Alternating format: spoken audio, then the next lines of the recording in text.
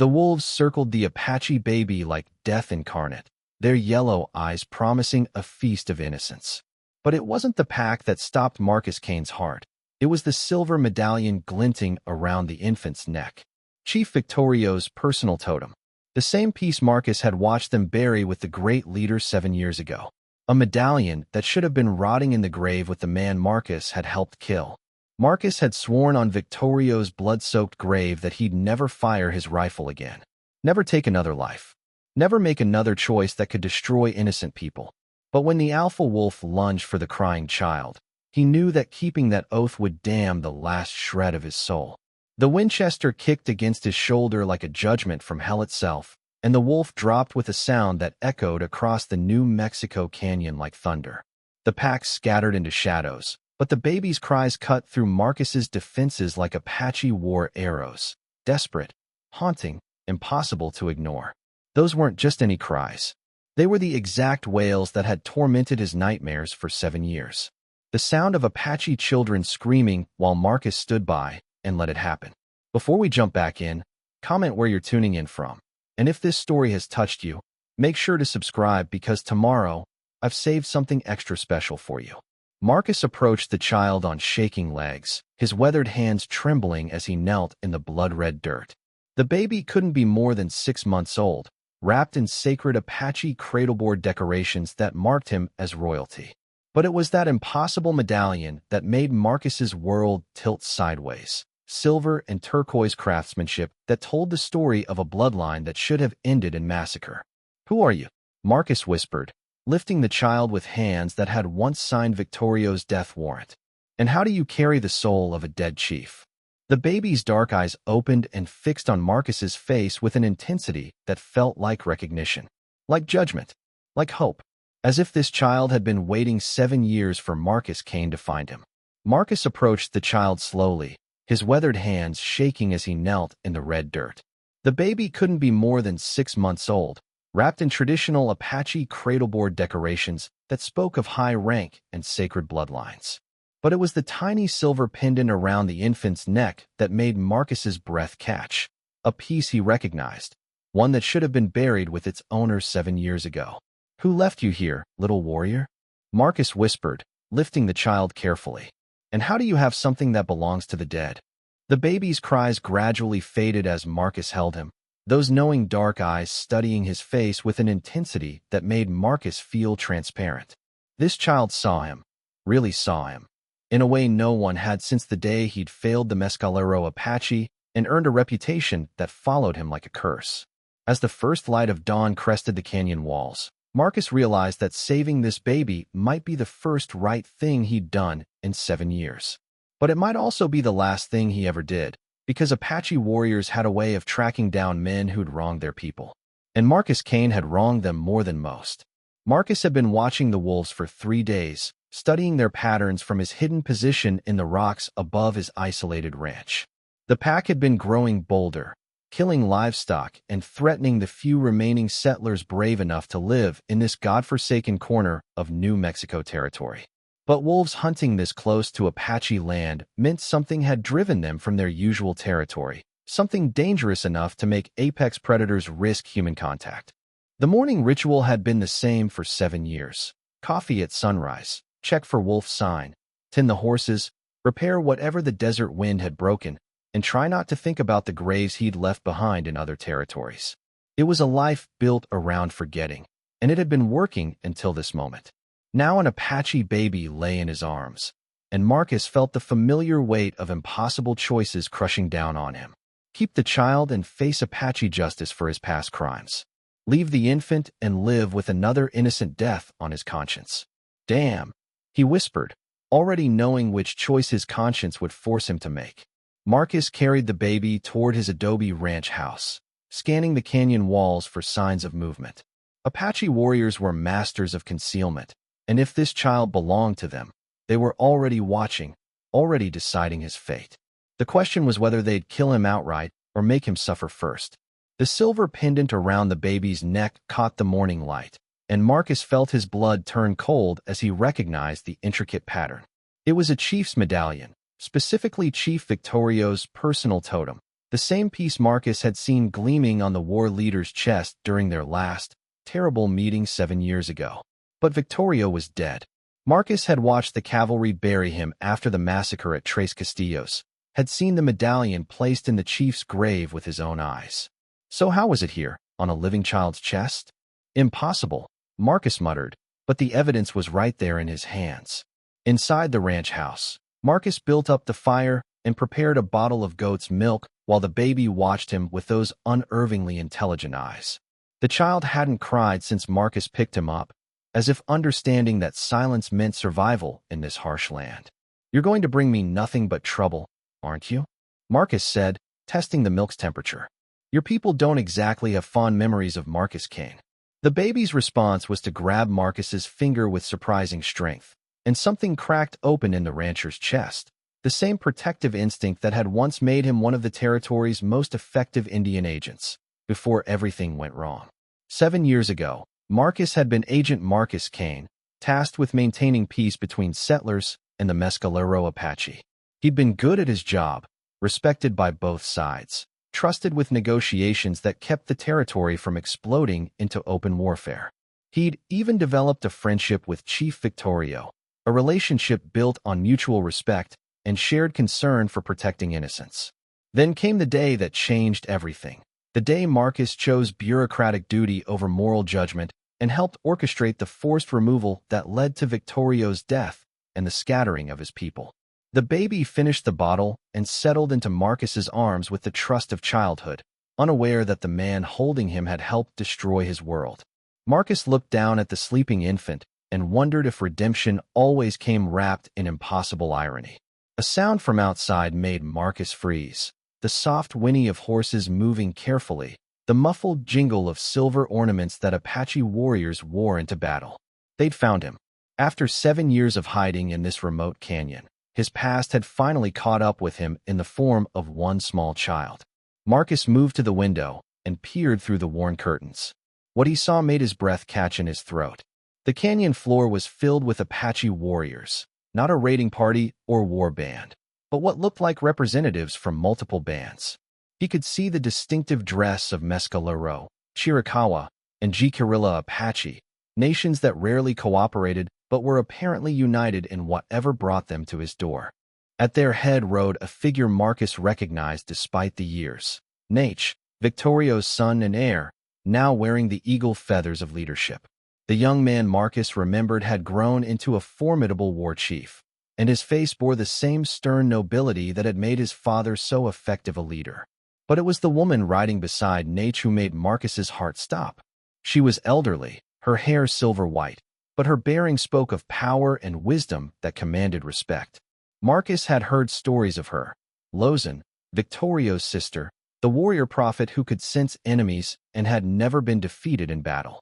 If Lozan had come personally, this wasn't just about retrieving a lost child. This was about settling old debts. "Marcus Kane," Nate's voice carried across the canyon with the authority of command. "We know you're in there. We've come for what belongs to us." Marcus looked down at the sleeping baby, at Victorio's medallion rising and falling with each tiny breath. "What belongs to you?" he murmured. "So you're not just any Apache child, are you? You're something much more important." The baby's eyes opened as if summoned by the sound of his people's voices, and Marcus saw something in those dark depths that made him understand the full scope of what he'd stumbled into. This wasn't just Chief Victorio's grandson. This was the future of the Apache people, the child who would carry forward the bloodline of their greatest leader. And Marcus, the man who'd helped destroy that leader's life, was the only thing standing between the child and whatever had driven him into wolf territory in the first place. "Your people are here," Marcus whispered to the baby. "But something tells me the story's more complicated than it appears." He moved away from the window and settled into his chair, the baby still cradled in his arms. If Nate and Lozan wanted to talk, they could come to him. If they wanted to fight, well, Marcus had been expecting that conversation for 7 years. Either way, he wasn't giving up the child without understanding why an Apache baby had been left alone in wolf country, wearing a dead chief's medallion. Some questions were worth dying to get answered. The knock came soft but commanding, and Marcus knew immediately that Lozan herself stood on his porch. There was something about the way she moved, deliberate, respectful, but carrying the quiet threat of someone who'd never lost a battle, that commanded attention even through adobe walls. Agent Kane, she called, using his old title with deliberate emphasis. We need to speak. Marcus felt bitter laughter rise in his throat. I haven't been an agent in 7 years, Lozen. These days I'm just a broken-down rancher who shoots wolves. Yet you hold my brother's grandson in your arms, she replied. That makes you more than just a rancher today. Marcus looked down at the baby, who had awakened at the sound of familiar voices but remained calm in his arms. Victorio's grandson, he said, pieces clicking together in his mind. I wondered how he came to wear the chief's medallion. Open the door, Kane. Nate's voice joined his aunt's. We didn't come here to fight.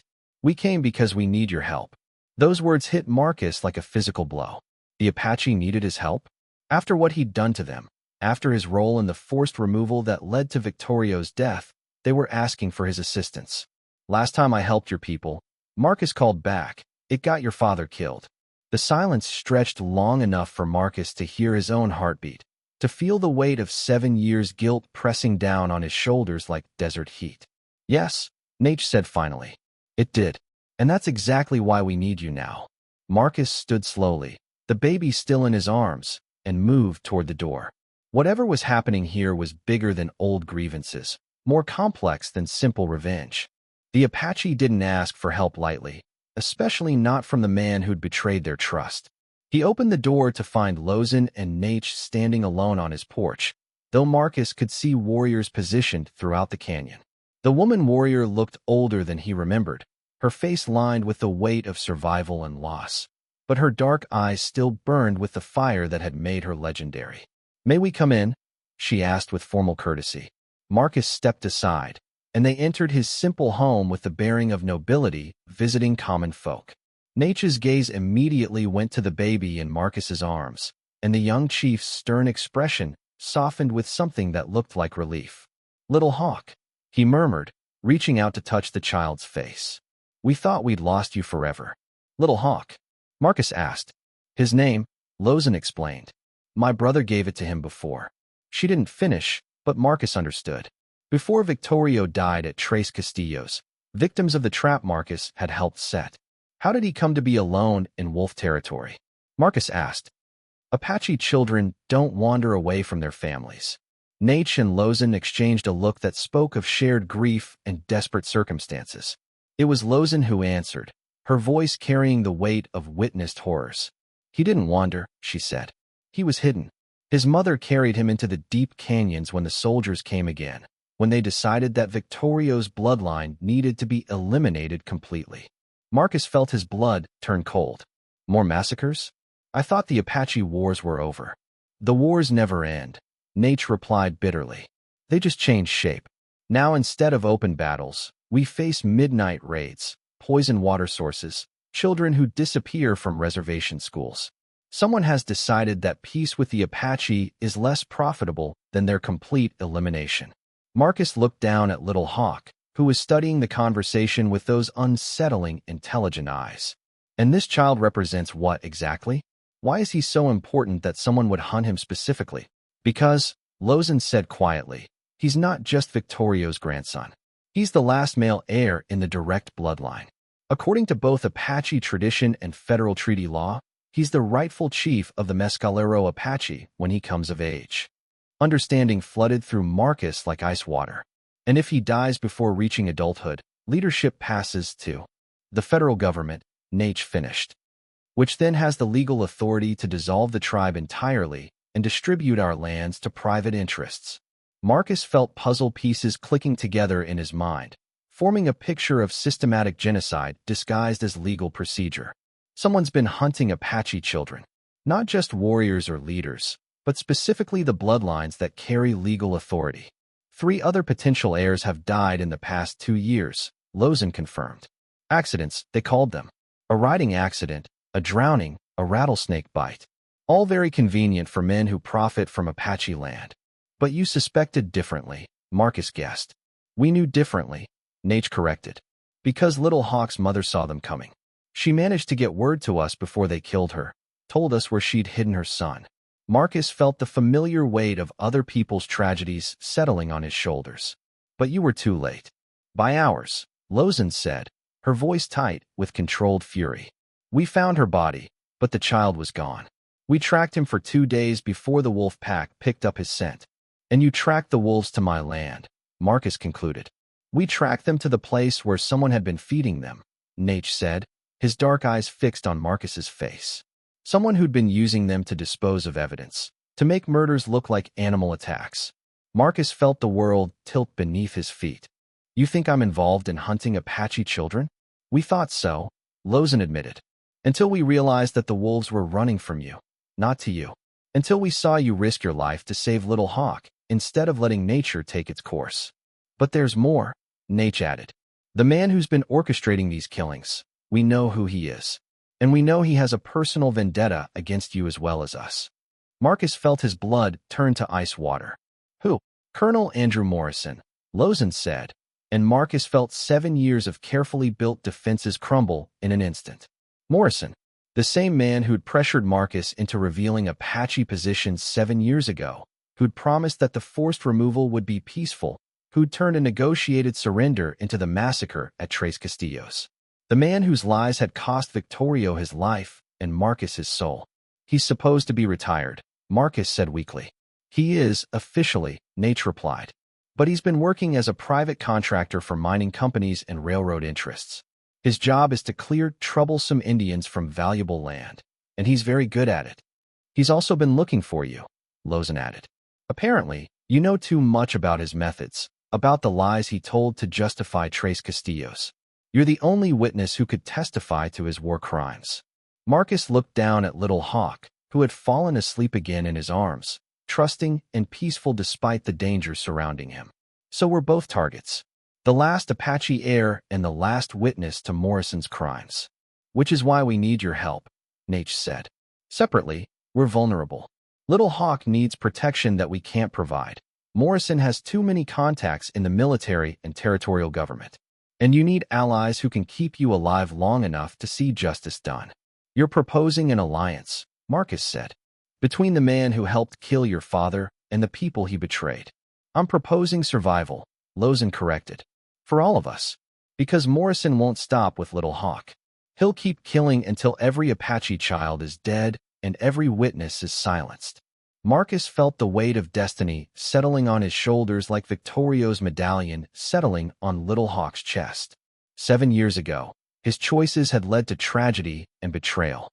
Now he had the chance to choose differently, to stand with the people he'd wronged instead of the system that had corrupted him. What are you asking me to do? He said quietly. Protect him, Nate said simply. Little Hawk needs a guardian who understands both worlds, who can navigate white law while honoring Apache tradition.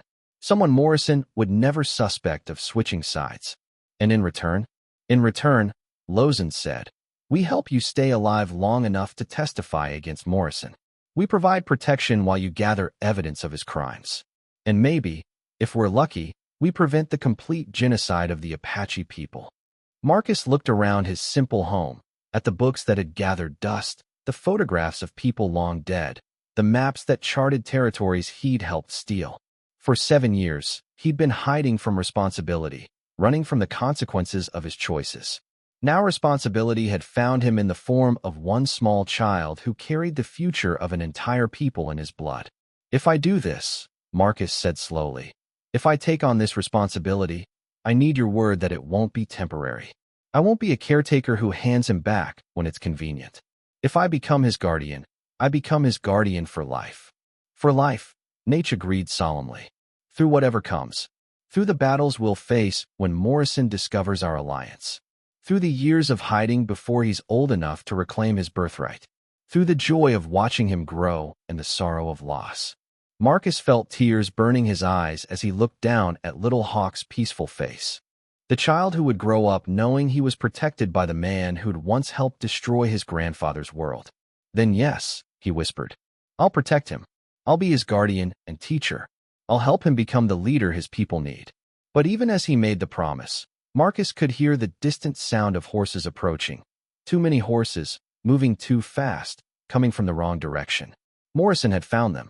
The first gunshot shattered the dawn quiet like glass breaking, followed immediately by the war cries of Apache warriors engaging an enemy they'd been expecting for days. Marcus moved instinctively, pulling Lozen and Nate away from the windows while clutching Little Hawk protectively to his chest. "How many?" he asked, his old tactical instincts awakening. 40 soldiers, Nate replied, checking his rifle. Plus Morrison's civilian contractors. They surrounded us during the night. Then why wait until dawn to attack? Marcus wondered. Because, Lozen said grimly, Morrison wants witnesses. He's going to make this look like we attacked you, like we were trying to steal the child. Another Apache atrocity to justify further military action. Marcus felt cold rage wash through him. Even now, even when cornered, Morrison was thinking 3 moves ahead, planning how to turn this confrontation into political advantage. "There's something else," Nate added. "Morrison knows about our alliance. Someone told him we were coming to you for help. A spy in your ranks. Or someone close to the territorial government who's been watching you," Lozen suggested. Morrison has sources everywhere. The gunfire intensified outside, and Marcus could hear Apache war cries mixing with military commands. Through the window, he caught glimpses of blue uniforms moving between the rocks, trying to close the circle around his ranch house. "We need to get Little Hawk out of here," Marcus said. "Whatever happens to us, he has to survive." "There's a tunnel," Nate said. "My warriors dug it last night, connecting your root cellar to the canyon wall. It leads to a hidden camp where our women and children are waiting." Marcus felt a surge of respect for Apache tactical thinking. They'd been planning for this confrontation, preparing for the possibility that diplomacy would fail and violence would be necessary. "Go," he told them. "Take Little Hawk and get him to safety. I'll hold them here as long as possible." "No," Lozen said firmly. "We go together, or not at all. The child needs all of his guardians." Before Marcus could argue, the front door exploded inward under the force of a rifle butt, and Colonel Morrison stepped through the smoke like a figure from Marcus's worst nightmares. He looked older than Marcus remembered, his hair gone white and his face lined with the cruelty that came from years of sanctioned violence. But his eyes held the same cold calculation that had made him so effective at destroying lives. "Agent Kane," Morrison said with mock courtesy, "you're a hard man to find. And consorting with hostiles, I see. Some habits never change." "These aren't hostiles," Marcus replied, not moving from his protective position over Little Hawk. "They're the people you've been systematically murdering." Morrison's smile was like winter wind. "Strong words from a man who helped me locate their camps 7 years ago. Tell me, Marcus, do your new friends know about your role in Tres Castillos? Do they know you're the reason Chief Victorio died?" Marcus felt Nate and Lozen tense behind him, but neither moved. They'd known the truth when they came to him, had made their choice with full knowledge of his past betrayals. "They know," Marcus said quietly, "and they chose to trust me anyway, which says more about their character than mine." "How touching," Morrison sneered. "But irrelevant. I'm here for the child, Marcus, the last inconvenient heir to Apache leadership. Hand him over, and we can discuss your own situation privately." "Over my dead body," Marcus said, and meant it. "That can be arranged," Morrison replied. "But first, let me explain what you're really protecting. That child represents millions of dollars in mineral rights, railroad access, and grazing land. His death will finalize the legal dissolution of the Apache Nation and open their territory for proper development." "His death will be murder," Marcus corrected. "His death will be progress," Morrison countered. "The march of civilization, Marcus. The same cause you once served so faithfully." Marcus felt Little Hawk stir in his arms, the baby awakening to the sound of angry voices. Those dark eyes opened and fixed on Morrison's face, and Marcus could swear he saw recognition there, not of the man, but of the evil he represented. "I serve justice," Marcus said. "You corrupted it into genocide." "I serve necessity," Morrison replied. "And necessity demands that some people disappear for the greater good. Indians who won't assimilate. Witnesses who remember inconvenient truths. Former agents who've outlived their usefulness." That's when Marcus understood the full scope of Morrison's plan. This wasn't just about eliminating Little Hawk. It was about silencing everyone who could testify to Morrison's war crimes. Everyone who could expose the network of corruption that had made genocide profitable. "You're not just here for the child," Marcus realized. You're here to tie up all the loose ends. Kill the Apache leadership, eliminate the witness, make it look like I died defending myself against hostile Indians. Very good, Morrison said with genuine approval. You always were sharp, Marcus. It's a shame you developed a conscience. The gunfire outside was intensifying, and Marcus could hear Apache war cries growing closer. Whatever Morrison's plan, the Apache warriors weren't making it easy for him. There's just one problem with your scheme, Marcus said. What's that? You're assuming I'm the same man who helped you 7 years ago, Marcus replied. You're assuming I'm still afraid to choose sides, still willing to sacrifice innocence for political expediency. Morrison's eyes narrowed. And you're not. Marcus looked down at Little Hawk, who was staring up at him with those impossibly knowing eyes. In those dark depths, he saw the future, teaching a boy to walk between worlds, watching him grow into the leader his people needed, standing beside him when he reclaimed his birthright. But more than that, he saw his past redeemed. Victorio's death given meaning through his grandson's life, his own betrayals transformed into protection, his failures becoming the foundation for someone else's success. No, Marcus said, shifting Little Hawk to one arm and reaching for his sidearm. I'm not that man anymore. Morrison's hand dropped to his own weapon, but he was a split second too slow.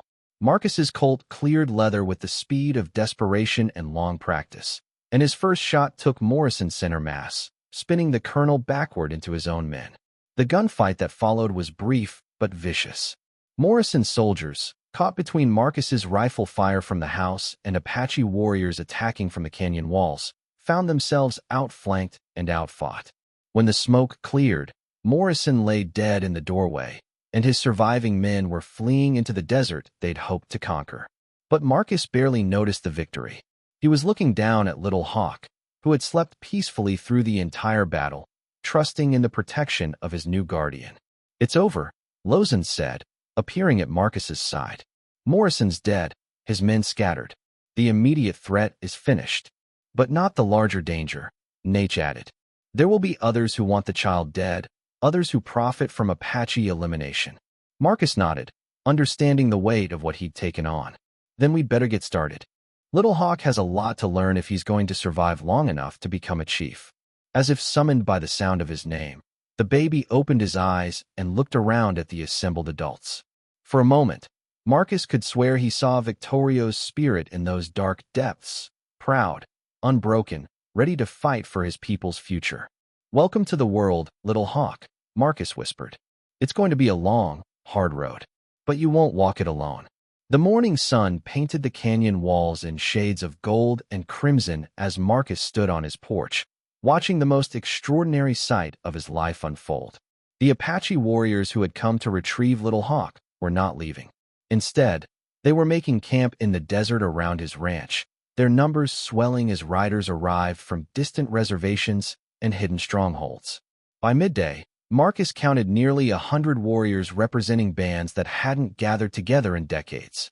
Mescalero, Chiricahua, Jicarilla, even some Lipan Apache from far to the south, all united by the presence of one small child who carried their future in his bloodline.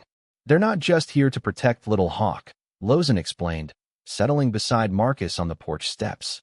The baby slept peacefully in a traditional cradleboard that the women had crafted during the night, decorated with symbols of protection and power. They're here to witness something that hasn't happened in their lifetimes, the return of Victorio's line to leadership. Marcus watched as the various tribal representatives conducted formal ceremonies of recognition, each group acknowledging Little Hawk's legitimacy as their future chief. It was unprecedented. This unity, this willingness to set aside old rivalries for the sake of one child's destiny. But he's just a baby, Marcus said. It'll be 20 years before he's ready to lead anyone. Which is why they're here to honor you as well, Nate said, approaching with an ornately decorated bundle in his hands. The man who will raise their future chief, who will teach him to walk between worlds. Marcus felt his breath catch as he recognized what Nate carried. Victorio's own war shirt, the sacred garment that had been buried with the great chief 7 years ago. The intricate beadwork told the story of Apache resistance, each symbol representing a battle fought and won against impossible odds. I can't accept that, Marcus said. I'm not Apache. I don't have the right to wear Victorio's clothes. You have the right of guardianship, Lozan corrected. The right of someone who chose to protect Apache children at the cost of his own safety. The right of a man who killed his former ally to save our future. She stood and addressed the assembled warriors in the Apache language, her words carrying the weight of prophecy and ceremony. Marcus couldn't understand all of what she said, but he caught key phrases, words about honor restored, debts repaid, and the circle of justice finally completing itself. When she finished, the warriors erupted in celebration, not war cries this time, but songs of joy and thanksgiving, voices raised in recognition of a future they'd thought was lost forever. What did you tell them? Marcus asked. The truth, Lozan replied. That's 7 years ago. You helped destroy our people out of misguided loyalty to a corrupt system. And that today, you chose to save our people out of loyalty to something higher, justice, honor, and the protection of innocence. One by one, the tribal representatives approached Marcus with gifts, not tribute or payment, but symbols of respect and acceptance. Eagle feathers for courage, turquoise stones for protection, silver ornaments that had been passed down through generations of warriors. But it was the gift from the eldest chief that moved Marcus most deeply. The ancient warrior approached slowly, his weathered face bearing the scars of a lifetime spent fighting for his people's survival. I am many horses, he said in careful English. I fought beside Victorio at Apache Pass, at the Florida mountains, at Tres Castillos. I saw him die because of the trap you helped set. Marcus felt his heart clench with familiar guilt. I'm sorry, he said simply. I've regretted that day every moment since. I know, many horses replied. Regret lives in a man's eyes, and yours have carried it for 7 years. But today, I saw you risk everything to save Victorio's grandson. Today, you became the man Victorio always hoped you could be. The old chief reached into his medicine bag and withdrew something that made Marcus's breath catch. A small silver medallion, twin to the one little hawk wore around his neck. Victorio had 2 of these made, many horses explained. One for his heir, one for the man he trusted to protect that heir if the worst happened. He gave me this 7 years ago, before the last battle, and told me to keep it until the right guardian appeared. He pressed the medallion into Marcus's palm, and Marcus felt the weight of destiny settling around his neck like a sacred burden. You want me to wear the symbol of the man I helped kill? Marcus asked. I want you to wear the symbol of the man you've chosen to honor, many horses corrected. Victorio's greatest dream was that his people would survive and thrive under wise leadership. You're going to make that dream come true. As the medallion settled against Marcus's chest, he felt something fundamental shift inside him. The guilt that had driven him into isolation began to transform into purpose, the shame that had crippled him becoming the foundation for something stronger. Little Hawk stirred in his cradleboard, those dark eyes opening to fix on Marcus's face. For a moment, Marcus could swear he saw Victorio's spirit looking back at him, not with accusation or anger, but with gratitude and hope. What happens now? Marcus asked. Now, Nate said. You raise an Apache chief while the Apache nation protects you both. Some of our warriors will stay here permanently, maintaining a presence that ensures no one can threaten Little Hawk again. Others will rotate through, teaching him the old ways while you teach him the new ones. And Morrison's network will find themselves facing united Apache resistance for the first time in decades, Lozan said with fierce satisfaction. They've gotten comfortable picking off isolated bands and individual children. They're not prepared to face 100 tribes working together. Marcus looked around at the warriors making permanent camp around his ranch, at the unprecedented alliance that had formed around one child's protection. This is going to change everything, isn't it? Everything, Nate confirmed. For them, for us, for the territory. Word is already spreading that the Apache have united under Victorio's heir. Settlers who thought they could steal our land with impunity are reconsidering. Officials who profited from our scattered weakness are facing organized resistance. And most importantly, Lozan added, Apache children across the territory now have hope. They have a future chief to follow, a symbol that their culture will survive and thrive. As the day wore on, Marcus found himself integrated into Apache daily life in ways he'd never imagined. Children played around his porch while their mothers worked on traditional crafts. Warriors shared stories of Victorio's victories while planning security rotations. Elders discussed Little Hawk's education while preparing ceremony regalia for his naming day. It was unprecedented. This acceptance, this integration, this willingness to trust the man who'd once betrayed them. But then, Marcus reflected, the best redemptions usually were unprecedented. Forgiveness that transcended betrayal. Trust that survived broken faith. Love that grew stronger through loss and sacrifice. That evening, as Marcus fed Little Hawk his bottle while Apache songs drifted across the desert, the baby looked up at him with those knowing eyes and smiled. "You're going to be something special, aren't you?" Marcus whispered. "A bridge between worlds, a leader who brings people together instead of tearing them apart." But that was years away. For now, there was just this. A baby sleeping safely in his guardian's arms, 100 warriors standing watch in the desert, and a promise finally being kept after 7 years of carrying it like a wound. Outside, the first stars appeared in the New Mexico sky, and Marcus could swear he heard Victorio's voice on the wind. "Well done, my friend. Well done." Epilogue. The circle completed. 5 years later, Marcus stood in the canyon where he'd first found Little Hawk, watching the boy take his first steps among the desert wildflowers. At 4 years old, Little Hawk moved with the natural grace of his grandfather, his dark eyes bright with intelligence and curiosity about the world around him.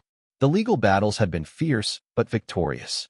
When 100 tribal nations spoke with one voice, when evidence of Morrison's crimes reached sympathetic ears in Washington, justice had moved with surprising speed. Little Hawk's legitimacy as Victorio's heir was recognized under both Apache and federal law, his claim to tribal leadership secured for the future.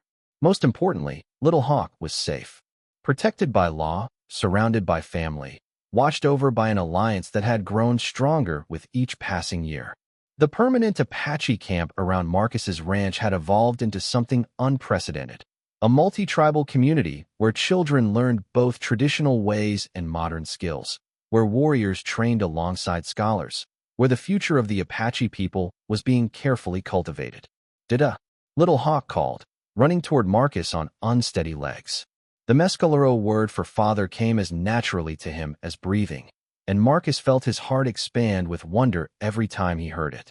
"Coming, little chief," Marcus replied, scooping up the boy and spinning him around until he giggled with delight. Nate emerged from the council lodge where the tribal representatives had been meeting, his face showing satisfaction mixed with the weight of leadership. At 35, he'd grown into the role of regent, governing the United Tribes until Little Hawk came of age. "The Eastern bands have agreed to the new treaty terms," he announced. "Full recognition of tribal sovereignty, return of sacred lands, and federal protection for all Apache children under the age of majority." "Morrison's network?" Marcus asked. "Scattered to the winds," Nate replied with grim satisfaction. "Amazing how quickly corruption crumbles when you remove the men at the top and shine light on their methods." They walked together toward the ranch house, where Lozen sat on the porch teaching a group of children the old stories. At 75, the legendary warrior had become the keeper of Apache memory, ensuring that Little Hawk would grow up knowing not just his grandfather's legacy, but the full history of his people. "Uncle Marcus," Little Hawk said, using the Apache term for beloved guardian, "tell me about Grandfather Victorio." Marcus settled into his rocking chair with the boy on his lap, looking out over the desert where 100 cooking fires marked the permanent presence of the United Tribes. This had become their evening ritual, stories that connected past to future, that helped a young chief understand the weight and wonder of his heritage. "Your grandfather," Marcus began, "was a man who believed that leadership meant service, that strength meant protecting those who couldn't protect themselves. He fought not because he loved war, but because he loved his people more than his own life." "Like you did when you fought the bad colonel?" Little Hawk asked. "Like that," Marcus agreed. "Sometimes the most important battles are the ones where you choose to protect someone else's future instead of your own safety." As the desert stars emerged overhead, Marcus reflected on the journey that had brought them here. 5 years ago, he'd been a bitter, isolated man hiding from his failures. Now he was surrounded by family, purpose, and the daily joy of watching a remarkable child grow into the leader his people needed. The silver medallion around his neck caught the firelight, twin to the one Little Hawk wore. Symbols of a promise kept, a trust honored, a circle of justice finally completed. Will I be a good chief, Uncle Marcus? Little Hawk asked with the seriousness that sometimes surfaced in children destined for greatness. You'll be better than good, Marcus replied, holding the boy closer. You'll be wise and just and strong. You'll bring your people together and keep them safe. And you'll always remember that true leadership means loving your people more than yourself. How do you know? Marcus smiled, thinking of Victorio's spirit, of Apache prophecies, of the extraordinary alliance that had formed around one small child's protection. Because, he said, you're your grandfather's grandson. And because you have 100 tribes watching over you, teaching you, preparing you for the day when you'll lead them into a better tomorrow. Little Hawk nodded solemnly, then yawned and settled against Marcus's chest. Tell me the story about the wolves again, Uncle Marcus. Tomorrow, little chief, Marcus said, standing to carry the boy inside. Tonight, it's time for sleep. But as he tucked Little Hawk into the cradle carved from desert cedar, the boy looked up at him with those knowing dark eyes and smiled. Uncle Marcus? Yes. I'm glad the wolves brought me to you. Marcus felt tears burning his eyes as he smoothed the boy's dark hair. So am I, little chief. So am I. Outside, the Apache guards changed shifts with quiet efficiency, 100 warriors standing watch over the future of their people. In the distance, coyotes sang to the desert moon, and Marcus could swear he heard Victorio's voice joining their ancient chorus. The circle is complete, my friend. The future is safe. The bitter rancher who had once helped destroy the Apache nation had become the guardian who would help them rise again. And tomorrow, as every day for the past 5 years, he would wake up grateful for the chance to protect innocence, to honor promises, and to watch hope bloom in the harsh beauty of the desert they all called home.